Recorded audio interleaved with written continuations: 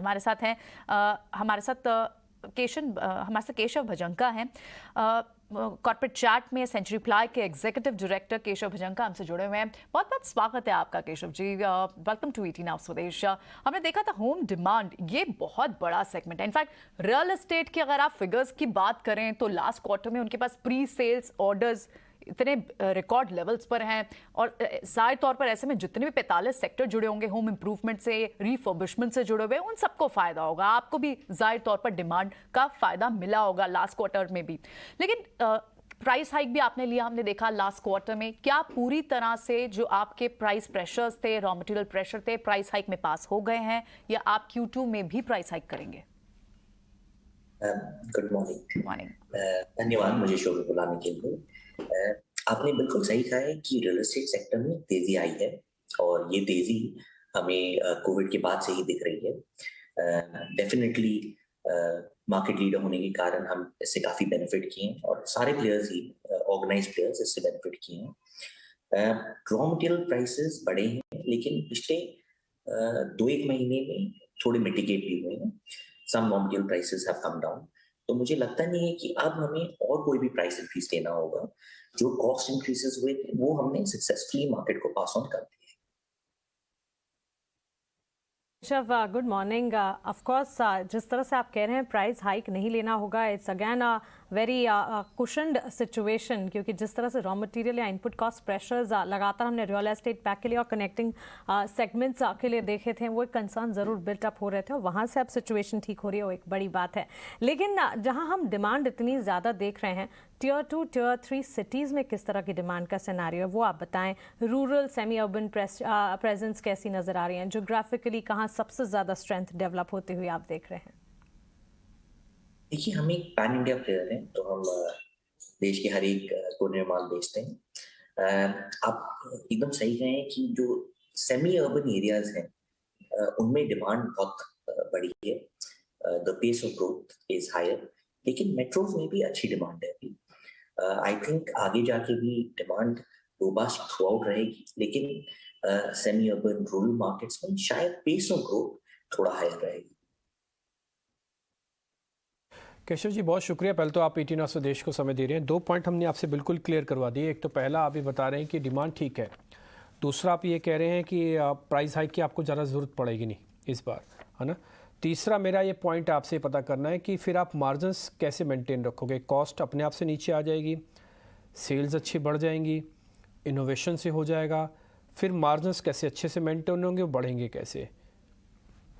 देखिए, मुझे लगता है कि आपने जितने भी चीज़ें कहे सबका एक मिक्सचर होगा। डेफिनेटली जैसे डिमांड बढ़ता है, जैसे सेल्स बढ़ते हैं, तो आपको ऑपरेटिंग लेवरेज मिलता है, और उससे फिक्स्ड ओवरहेड एब्सॉर्प्शन घट जाता है, और इस कारण प्रॉफिटेबिलिटी बढ़ता है। इसको छोड़ के हम काफ़ी सारे कॉस्ट इनिशिएटिव्स पे काम कर रहे हैं। हमारी सप्लाई चेन पे, हमारे प्रोडक्ट पे, जहाँ भी फर्दर एफिशिएंसी ला सकते हैं हम वो लाने की कोशिश कर रहे हैं। तो मुझे लगता है कि इन सारी चीज़ों के और रॉ मटेरियल प्राइसेस थोड़ी स्टेबलाइज होने की वजह से अब मार्जिन्स मेंटेन रहेंगे। ठीक है। केशव, आपने जो प्लाईवुड मार्जिन का जो टारगेट रखा है प्लाईवुड सेगमेंट के, अपने मार्जिन टारगेट लगभग 13 से 15% रखा है, हमने देखा कि लेकिन Q1 में यहाँ थोड़ा सा तो प्रेशर रहा है। आपके जो प्लाईवुड के मार्जिन रहे हैं वो लगभग 10 से 11% रहे हैं। क्या आपको लगता है अभी ये जो आपने जो टारगेट सेट किया है वो अचीवेबल है? कैसे आप इसे अचीव करने का प्लान करते हैं? देखिए, हमारी इंडस्ट्री में जो प्राइस इंक्रीज होता है उसका थोड़ा लैग इफेक्ट आता है, तो 1 क्वार्टर या 2 क्वार्टर में मार्जिन्स के ऊपर थोड़ा प्रेशर रह सकता है। लेकिन जैसे मैं वापस कह रहा था कि before the end of the year जो हमारे एग्जिट रेट है वो हम 13 से 15% के बीच में बिल्कुल मेंटेन करेंगे, और आगे जाके हमारी पूरी चेष्टा ये है कि हम मार्जिन्स को जल्द से जल्द वापस इन लेवल्स पे ला पाए। केशव, क्विकली आपसे ये जानना चाहेंगे, वुडन फर्नीचर इंडस्ट्री की अगर बात करें, ग्रोथ एक्सपेक्टेशंस यहाँ पर रखी गई है FY23 तक करीब 12% की ग्रोथ इस सेगमेंट में देखी जा सकती है, क्योंकि आपकी वेरिड और ज़्यादा प्रेजेंस MDF सेगमेंट में है। किस तरह की ग्रोथ आगे आप अपने कारोबार के लिए इन सेगमेंट से टारगेट कर रहे हैं? देखिए, रेडीमेड फर्नीचर सेगमेंट काफ़ी अच्छा ग्रो कर रहा है, और MDF और पार्टिकल बोर्ड काफ़ी ज़्यादा रेडीमेड फर्नीचर में कंज्यूम होते हैं। तो मुझे लगता है कि MDF एंड पार्टिकल बोर्ड की डिमांड रोबस्ट रहेगी, इसी कारण से हम एमडीएफ में और पार्टिकल बोर्ड दोनों में केपेक्स ला रहे हैं। मुझे लगता है कि अगले साल के एंड तक हमारे एमडीएफ के दोनों केपेक्स कमीशन हो जाएंगे और उसके अगले साल में पार्टिकल बोर्ड का केपेक्स आ जाएगा।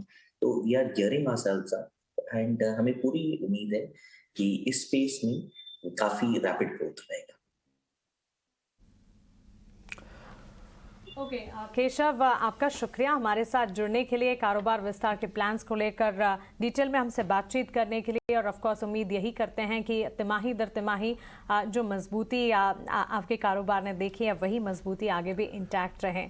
आने वाले क्वार्टर्स के लिए ढेरों शुभकामनाएं आपको। तो चलिए यहाँ पर कंपनी के मैनेजमेंट से लगातार हम बातचीत भी कर रहे हैं और कॉर्पोरेट चैट में हमारे साथ यहाँ पर कई सारे मैनेजमेंट जुड़ते हैं। पर्टिकुलरली अगर प्लाईवुड सेगमेंट, एमडीएफ सेगमेंट की अगर बात करें, सेंचुरी प्लाई FY19 से लेकर FY22 तक इन्होंने दमदार परफॉर्मेंस दिखाई और ये दो सेगमेंट है जहाँ पर काफ़ी हद तक हमने देखा है ट्रैक्शन इनका बिल्टअप होता हुआ दिखा भी है। रियल एस्टेट पैक में जिस तरह से मजबूती हमने देखी है, रियल एस्टेट सेक्टर में जो डेवलपमेंट्स आते हुए दिखे हैं उसके क्लियर कट इवेंचुअल बेनिफिशियरीज ये भी हैं, कनेक्टिंग सेक्टर्स हैं, प्लाईवुड हो चाहे पाइप हो, और इन्हीं सेगमेंट्स में हमने देखा है अच्छी मजबूती के बीच ही कामकाज दिखा है। Q1 FY23 में अगर सेंचुरी प्लाई के रेवेन्यू मिक्स को आप देखेंगे, प्लाईवुड सेगमेंट में 54% के रेवेन्यू ग्रोथ स्ट्रक्चर्स देखने को मिले हैं। वहीं एमडीएफ सेगमेंट में अच्छा, वहीं लैमिनेट और पार्टिकल बोर्ड सेगमेंट्स की अगर बात करें 8 से 18% की तेजी यहाँ पर देखने को मिली है। तो चलिए सेंचुरी